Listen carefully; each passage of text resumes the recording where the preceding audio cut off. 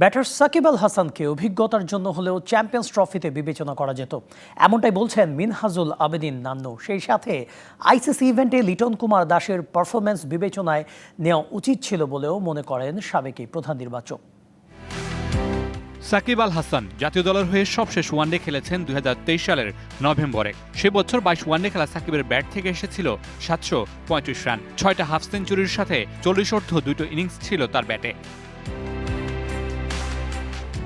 শুধু তাই নয়, চ্যাম্পিয়ন্স ট্রফির 2 আসর মিলিয়ে মোট 7 ম্যাচ খেলেছেন সাকিব আল হাসান। ব্যাট হাতে 45 গড়ে করেছিলেন 271 রান। ব্যাটার সাকিব আল হাসানকে নিয়ে আশান্বিত হওয়াই যায়। তাই তো বোলিংয়ে 1 বছরের নিষেধাজ্ঞা পাওয়া সাকিবকে শুধু ব্যাটার হিসেবে চ্যাম্পিয়ন্স ট্রফিতে বিবেচনা করা যেত বলছেন সাবেক প্রধান নির্বাচক মিনহাজুল আবেদিন নান্নু।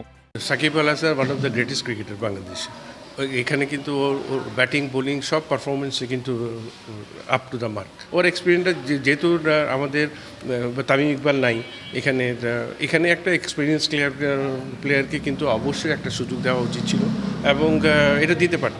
লিটনের ক্ষেত্রেও একই কথা বলছেন মিনহাজুল আবেদিন।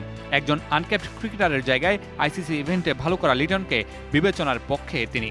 ইমনের ইনএক্সপিরিয়েন্স তো আমি সব কিছু মিলে বলবো যে লিটন দাসের ব্যাপারে একটা চিন্তাভাবনা করা যেত ওই জায়গাটায়, কারণ ওর যথেষ্ট অভিজ্ঞতা আছে বড় টুর্নামেন্টগুলি খেলার। এবং আরেকটা জিনিস দেখবেন, আমাদের ফার্স্ট ম্যাচটা কিন্তু দুবাইতে কিন্তু ওভারঅল ওর রেকর্ডটা কিন্তু যথেষ্ট ভালো।